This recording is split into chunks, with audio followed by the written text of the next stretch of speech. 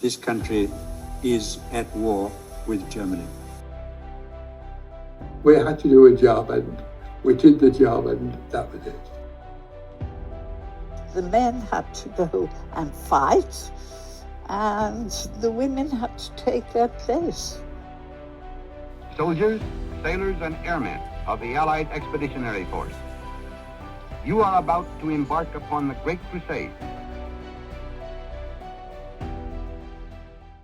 Hello and welcome back to the Foxhole. This week we've got another guest joining us. It's been a while since we've had a guest on, so this is really exciting for us. And joining us today is Ryan from Battalion Beers. Now, if you don't know, Ryan has his own beer company. Essentially, he started a World War II themed beer, and yeah, it's great to have you on, Ryan. Yeah, good to meet you both finally. I know we've had this in the pipeline for a while, but we've all got busy schedules. So now it's great to get on.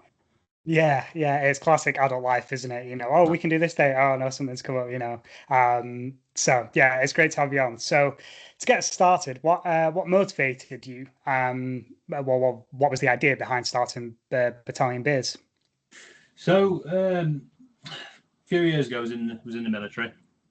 I remember driving down to go on a course down in Bovington, which is the home of the Armour Centre Tank Museum down there, and it's where recruits will do phase 2 to go on and learn how to operate armoured vehicles and so on.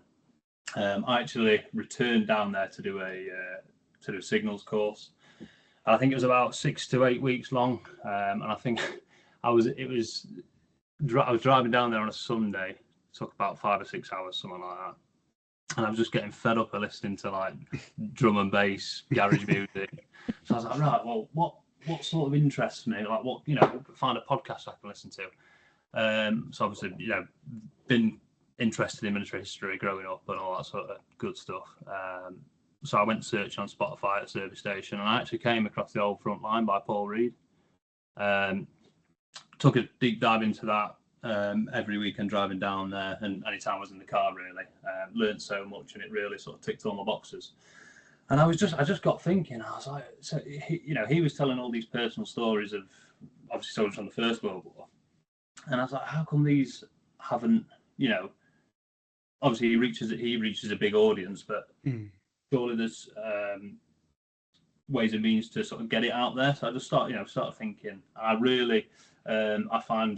really interested in the personal stories and that sort of thing. So essentially it was like, how can I take those personal stories or the history and put it out there to not essentially another audience, but an audience. Because I feel like everyone's got an interest in sort of, not everyone, but a lot of people have got a First World War, Second World War, military history interest. It's just finding something that scratches it.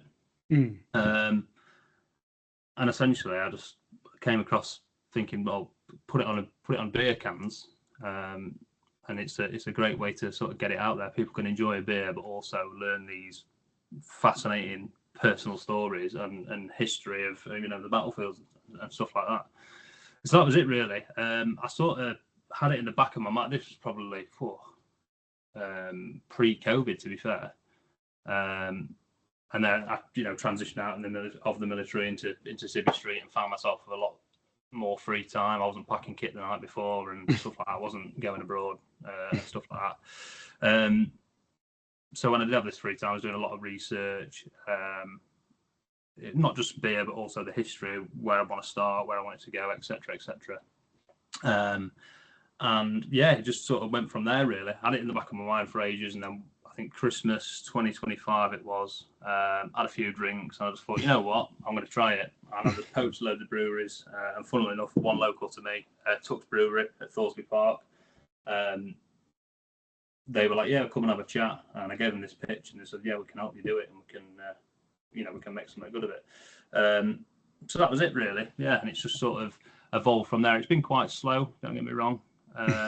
But good things take time, I think, and hopefully it'll grow into something fairly big.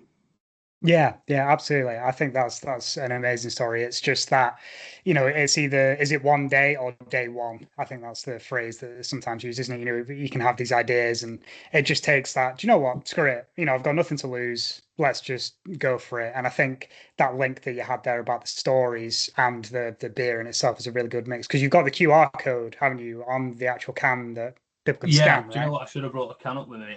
Yeah, we've got a QR code, and that's the beauty of it. It was to get people talking about it in a way of remembrance. So Mm. if someone buys the dad it for Father's Day or whatever, they're sat in the garden having a few beers on a nice sunny day. They can scan the QR code and it gets them talking about that history. Then and it's kind of not forgotten. Mm. Mm. Absolutely, yeah. I think that's certainly what me and Katie try to do. We're always wanting to make sure the stories don't get forgotten, and like we do it in a very small way compared to some other people. But and that kind of leads us on really. Like, do you think remembrance of the world wars and modern conflicts? Do you think it's becoming a bit more important more than ever nowadays? Would you agree with that? Yeah, absolutely. I think we do it well in this country.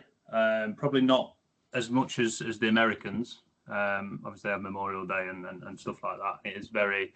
When I've been to Canada, for instance, and obviously with British accent and stuff, that you get talking and we're over here for training exercise or whatever, and then they tell you about what they do for their veterans and their remembrance and stuff like that. But yeah, I think we do it well here. But I think someone who's interested in military history, I think there's always a fear of like, where is it going to be in 30, 40 years time, with the ever changing world and ever changing country we live in. Yeah, absolutely. I think it's the younger. I don't want to sound like an old man here, but it's the younger generation, isn't it? Are they going to be, oh, that's what's that? I'm more interested in the latest iPhone or something like that. It's about getting younger people involved in it. I said I'm not even 30, um, and yeah, I think it's just about keeping it going and just keeping that momentum going. For sure, yeah. Yeah, definitely. So, what did you do in the military actually? If you don't mind talking about it, obviously you don't So have to. I was in an armored cavalry regiment, and they predominantly did reconnaissance. But we were it was multi-trade. Sort of obviously people join the army to do a trade. When I joined at 17, it was tank crewman. But then I channeled off into the armored cavalry, obviously drive CBRTs, which some people argue, yeah, it's a tank, it's a light tank, whatever. But then it sort of channeled out, and I went down loads of different routes. So obviously, with armored vehicles, there comes the mechanics of it. On the battlefield, you've got the communication side of it, and then obviously the main armament and stuff like that. So I ended up going down the signals route, doing the telecom sort of stuff. Then joined the support troop and did anti-tank and all that sort of stuff. Yeah, absolutely brilliant, cracking time. Loved it. Yeah. Yeah, I can like. Would you say a bit of the motivation behind the beer as well is, a lot of the time soldiers they unwind, don't you? You need to unwind. So having a pint or having a beer after a hard day's work. Do you think that came into it a bit as well? That like you say, your soldiers, you're unwinding. Let's have a beer and then let's learn some history as well. Would that be part of it as well? Do you think? Yeah, absolutely, definitely. And like my group of mates, so if we're going to meet up now, it'll usually be like a city location, and we will go for a beer, and that's usually how it is. Yeah. And it's even in the forces and stuff. You have your certain mess, like a corporal's mess. So you go down the corporal's mess on a night time, and you'd have all the history on the walls. Captured weapons, paintings, and stuff like that. And obviously, in there is a bar, so you're standing there having a pint, and you're looking around, and there's all this history on the wall. So I guess that is an element of it I've not really thought about. I guess, yeah. Yeah. Because I guess for some people, like some people it's just a job and they're not bothered by the history. But it sounds like you've got the bug of that history bug that's caught you, and you've ended up going down a rabbit hole. Definitely, and I've always been interested in military history, and I think that's what spurred me on to actually join the forces. Yeah. I lived behind my growing up. I lived in a small village, and I lived behind my grandparents.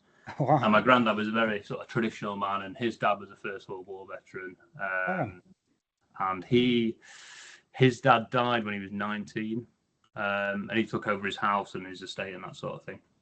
And I think he was kind of looking for maybe a father figure when he was 19, and his father had just died. And literally down the road was his uncle, who was a Second World War veteran. Wow. I just used to go across with him when I was, younger, essentially, just sit with him and just chat First World War, Second World War, and he'd tell me all these stories, and which I'm sure we'll come on to in a bit. Yeah, but it was fascinating. Yeah. I can imagine. Yeah, because like for me and Katie, we recently did a podcast. One of our topics was our kind of family history, and it was a lot of, we didn't get to meet any of our relatives, so it's a lot of like, ifs and buts, and we think this is a connection, and so for you to have it there, I mean, that sounds incredibly special. Yeah, it really was. So do you know much about kind of like what do you know more about the World War One history with your relative, or the Second World War, or is it kind of just a brief picture that you got of their service? And to be fair, I've got a lot of. Not a lot. So there was my great uncle, who was a tank commander, 51st Brigade, Royal Tank Regiment, or Battalion, sorry, 51st Battalion, Royal Tank Regiment, Leeds Motor Rifles. He did North Africa up into Italy. My grandma, so my great granddad, my grandma's side, he was Durham Light Infantry. He was a prisoner of war. He was captured. My great granddad, on my granddad's side, he was Leicestershire pioneer, First World War. I think he probably saw out the last month of the First World War. The time he got of age, was of age. And got out there. But the beauty of it is like you can go. I used to go rooting through my grandma and granddad's house. And I'd find all this documentation. I found my great granddad's from the First World War. I've got it all framed. I've got his medals. Oh, amazing! It's fascinating. It takes you on down this rabbit hole. And that is, that's a passion of mine, is actually researching soldiers from the First World War, Second World War, that sort of thing. Quite a lot harder with the Second World War.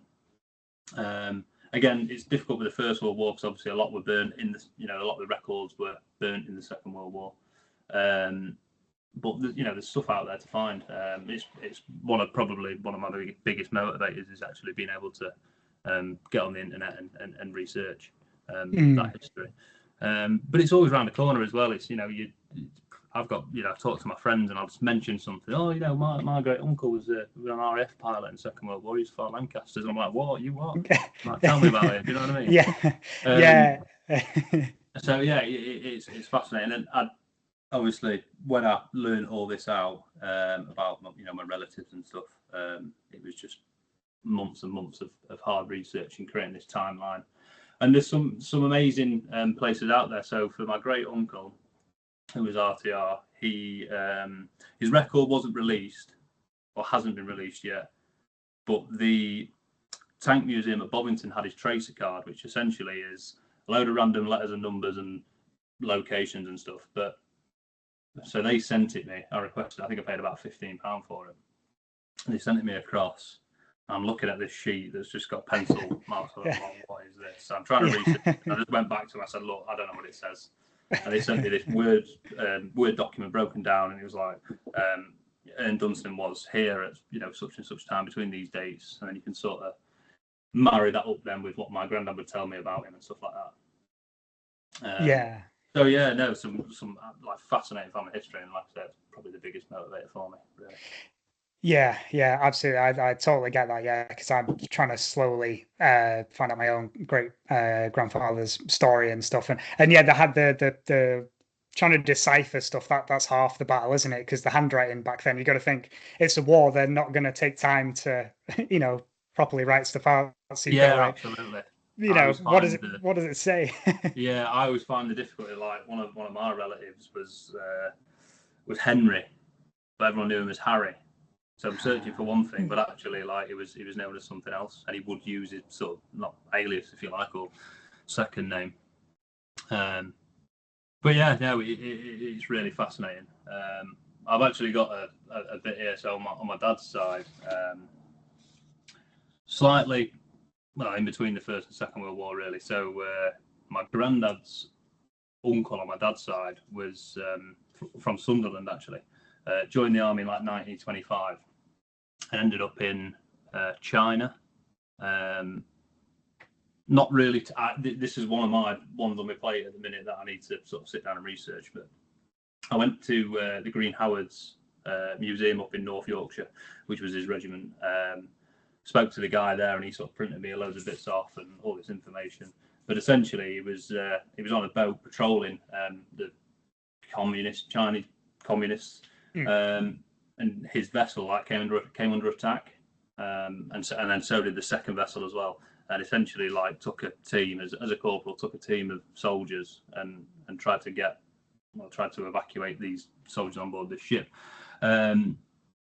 I think they had this 2-day firefight, and in the end, it was like 43 rounds between them. But for that sort of action, he was awarded the George Cross. Obviously, it wasn't in wartime, so it was the equivalent of.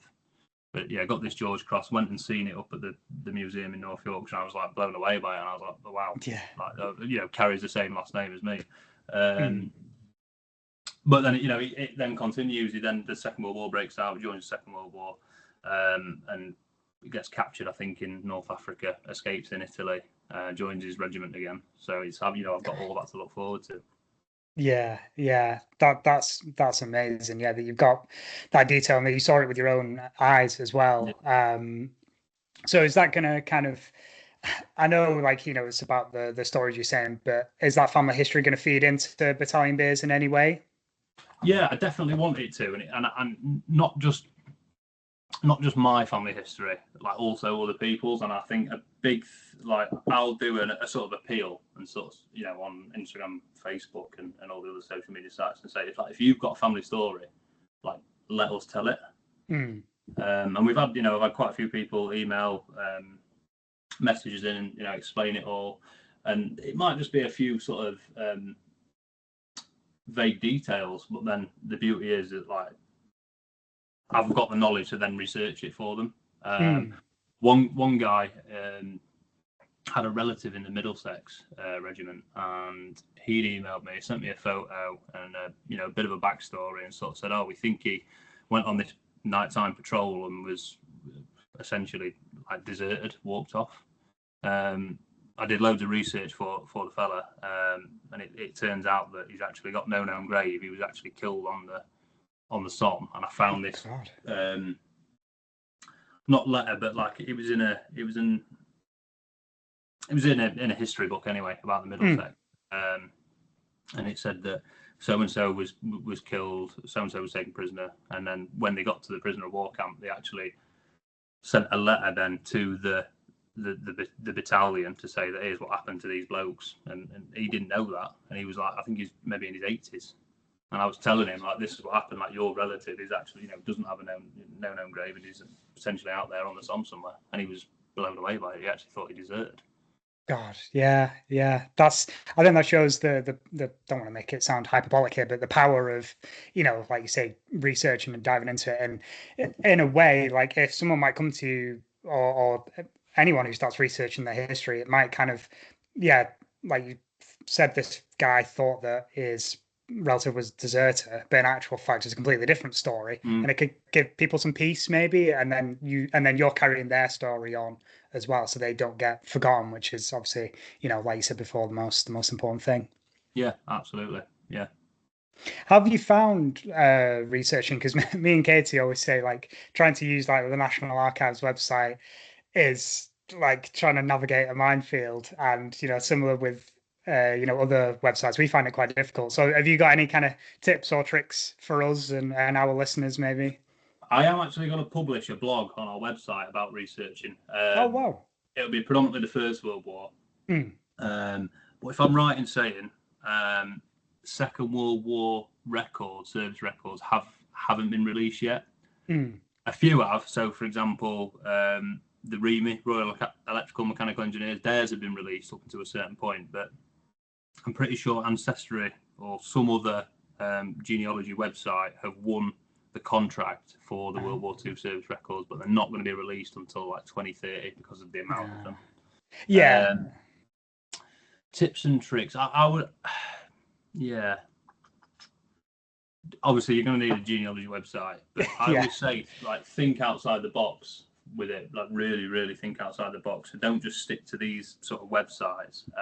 People in small counties or parishes who have got an interest in military history or might have set up these small websites where it's like a remembrance to somebody, and he might know Maureen next door who's got a picture of her brother who's on the the memorial. It's not been this photo might not have been published, but it's on this small website. For example, I was looking into one last night. I'm going to post it at some point next week on the social media, but it was the 12th City Battalion, Sheffield, York and Lancs. Got this Bible, and in there, the name and everything like that. And I'm been researching it for a couple of days now. I was like, thinking I want to find a photo of this guy. So I'm just like gone through Ancestry, nothing on there, no relatives put any photos on. So I'm like, right, what's next? Right, okay, newspapers. Let's look at Sheffield newspapers, and lo and behold, in there was Arthur Shipley. And in there it states that he was wounded on the Somme, and there's a picture of him, like a newspaper photograph, but you can put a name to a face, and that's really important for me, putting a name to a face. Obviously, not everyone's had the photo took First, Second World War, but yeah, if I can do it, I will. And yeah, managed to find it. But yeah, that'd be definitely one of my tips is think outside the box. Approach museums. National Archives can be really difficult to navigate. But for example, my great granddad, who was a prisoner of war, he was captured in North Africa, and I think I probably researched it maybe 3-4 years ago, something like that. This is Second World War, yeah. Captured in North Africa at the Battle of Sejanane, which was in Tunisia in February, March 1943, and he'd gone on this crazy journey all the way up to Italy as a prisoner of war, and I was like, right, I need to find more about this story and get down, get the nitty gritty of it. And I approached this guy who ran this website. It was done like inventory, had all these photos on there, and I sort of looked like, I've got so far, but I want to find out more. And he sort of said, well, I can tell you X, Y, and Z, but if you really want to like dig deep into it, the National Archives have got this document. There's a photo. Well, it said photo. I didn't know if that was a photo of him or a document. But anyway, I got all these details off there. It cost me about £15. Took about 3 months. Came to my email, opened it. There's a picture of him stood there with like one of the stalag signs, and I was like, wow, that is so powerful. Yeah. I went to my grandma's house and I said, look, I've got something to show you. I printed it out on A4. I said, look at that. And she was like, oh my God, that's him. And I'd never seen a photo of him in his 20s and 30s. The photos I have are all of him in like his 60s. But essentially, he ended up at Stalag 7B, I think it was, on his route through. So Italy obviously capitulated, and there was a mass breakout of prisoners of war. And there's a family story that my granddad told me that he escaped for 6 weeks, and he was walking around Italy with a bit like a piece of ham, and he was offering it to Italian civilians in exchange for shelter as they moved to try and find friendly lines. He was eventually recaptured and made his way up into Poland, where 7B was. But on that journey, he ended up at I can't remember if it was one of the prisoner of war camp that was the Great Escape one, or it was the one in Masters there. I'm not too sure, but one of those two. And then from there, the Russians obviously advancing east. Hitler gave the order to march out the prisoners of war, and then he did that, the Long March to Freedom, and eventually, came into friendly lines. But you just, you're reading that and you're like, oh my God, like, this is absolutely crazy. It's fascinating. But you got to feel for the guys that were actually on this. Quite a lot didn't survive it. It was one of the harshest winters of that time. And there's personal stories, not from my great grandfather, but like other men that were there on that long march, and they're trying to steal food and swapping bits and bobs they've got just to get by, essentially. Then came back to the UK and was a landlord of some pubs around the Lincolnshire, South Yorkshire area. So there we go. That's kind of like, it's a nice tie-in. So it's kind of, you've had kind of both bits there all the time. You've had the military history, you've had the beer, so it was kind of inevitable that they were going to come together at some point. I like that. That's really nice. Yeah. Do you find as well, like when you're researching, you get the elation of when you find something that's really interesting and you feel like you've kind of cracked the code, sort of thing? You're like you said with the picture, it's kind of like when you're not expecting it, you're like, oh my God, this is amazing. And do you get that excitement every time that you're researching something? Every single time. And it's like, I'm like straight on the phone with my dad then. I'm like, look what I just found, this is amazing. Like every single time. And I actually, I'll be researching something, I'm getting nowhere, and I like kind of get annoyed that I can't work it out. But then when I do work, I'm like, this is the beauty, this is why I'm doing it. For that. For that reason. I love it, and I'll never, like, it's my passion really, so I'll not stop doing it really. But that's the thing, you can go on eBay, markets, stuff like that, and you can pick up a postcard or something that's got, I don't know, initials on. Obviously need a bit more than initials, but you can pick stuff up in today out there. Take it home and you can research it, and you can tie it to a soldier from the Second World War or someone from the First World War. And you just work. It's like it's Pandora's box as well. You don't know where it's going to go and where they served or what they did, etc. And everyone's got a person. You might find two soldiers that were in the same landing craft or jumped out the same aircraft, but their wars were, everyone's got a different story to tell, and their wars, even though they were together, might have been different, or a lot different. Fascinating, absolutely fascinating. Absolutely, yeah. How have you kind of, moving into like more modern times, how have you found it so far, like on Instagram and kind of growing a brand? And have you found, well, kind of from my perspective, I've only recently started this as well. It's quite nice. You get kind of a little community, don't you? Like on Instagram, supporting each other. Have you found that as well? How's your experience been? Amazing, to be fair. Like I want to get Battalion Beers into a position where I can support others. Like I feel like I've been supported.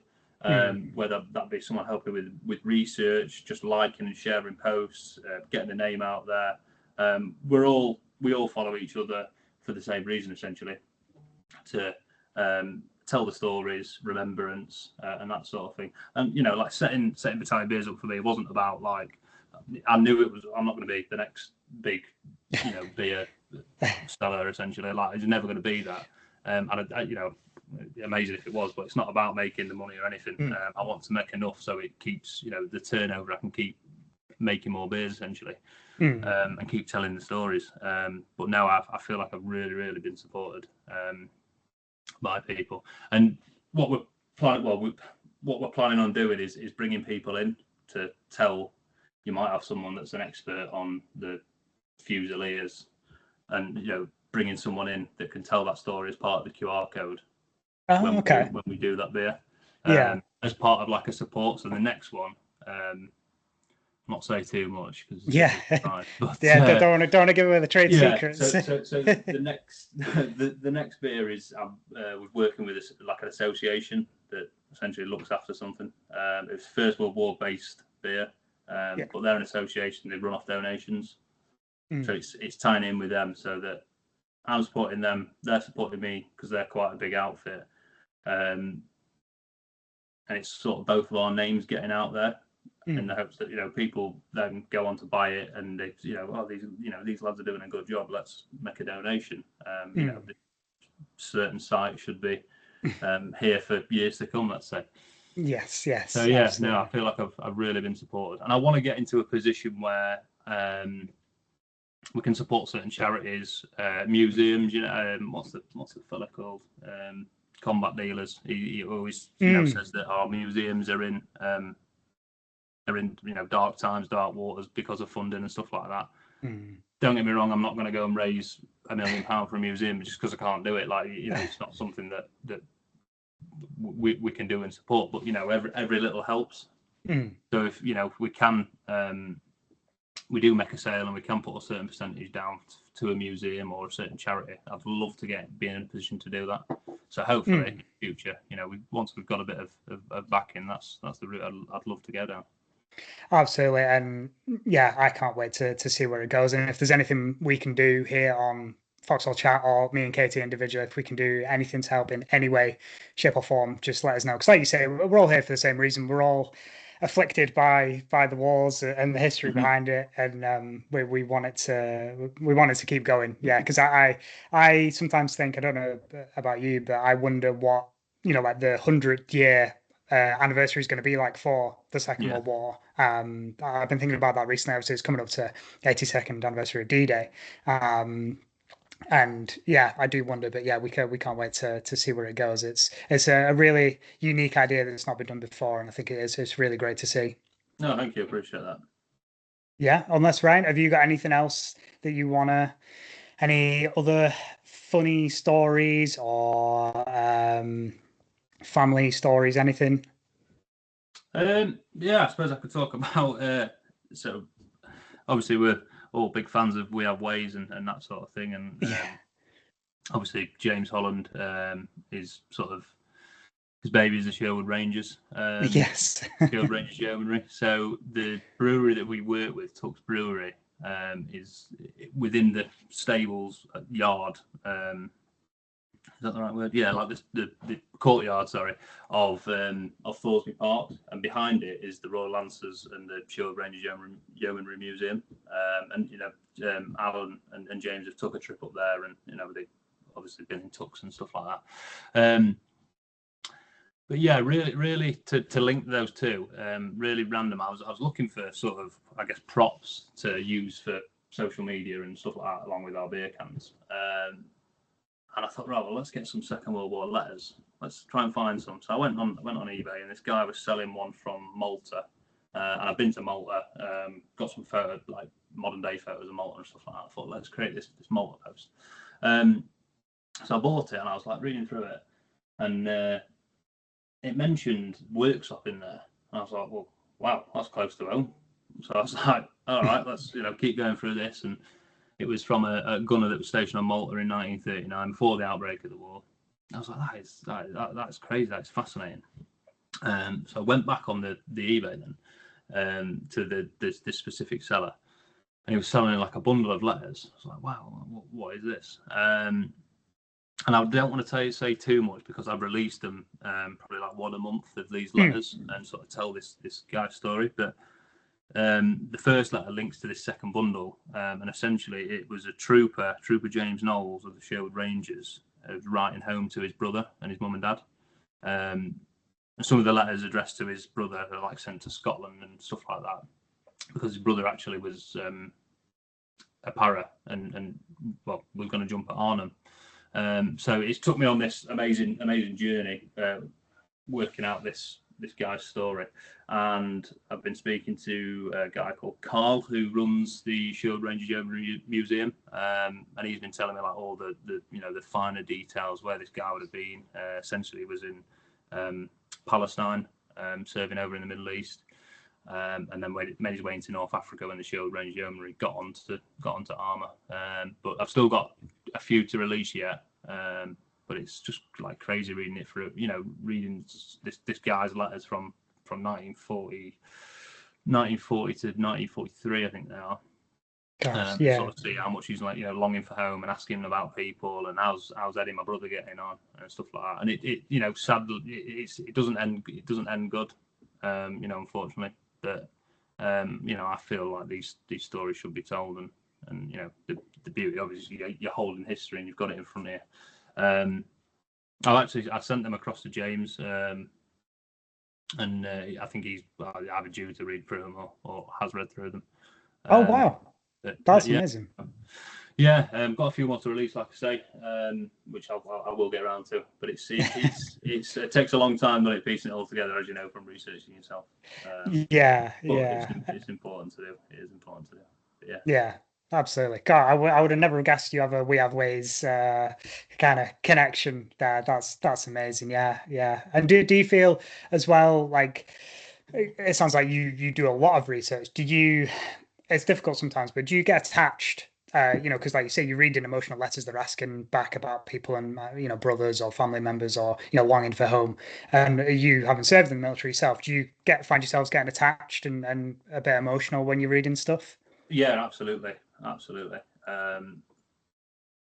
Yeah, my attachment to it is like once I've researched it and I know everything there is to know about it, like whether it be like a soldier's Bible or letters, I'll never ever get rid of them. So like they'll never end up on eBay by me. They maybe will when I die and all my collection essentially goes. But I could never sort of move them on. And I know people put these items online because they might be a harder money or whatever it is. But I like feel really attached to them, so I could never get rid of them. And there's something I always return to. So I'll go under the bed and looking for something. Oh, look at this! I remember researching this 10 years ago. Well, let's have a look. And and you read through it because these letters, there might be 20 of them, but I can't remember what it says on each letter. So it's the beauty of it is I can dig back into it and have another look. So yeah, and definitely become attached. And then you find you get distracted. So what you were trying to find originally, and then you're there reading, and you oh no, I was meant to do that an hour ago, and you've been sat there. Absolutely, absolutely. And I tell you what as well is like I'll get something, I'll be researching it, and then I'll get something else, and I'm like, oh, let's have a look at this one over here. Yeah.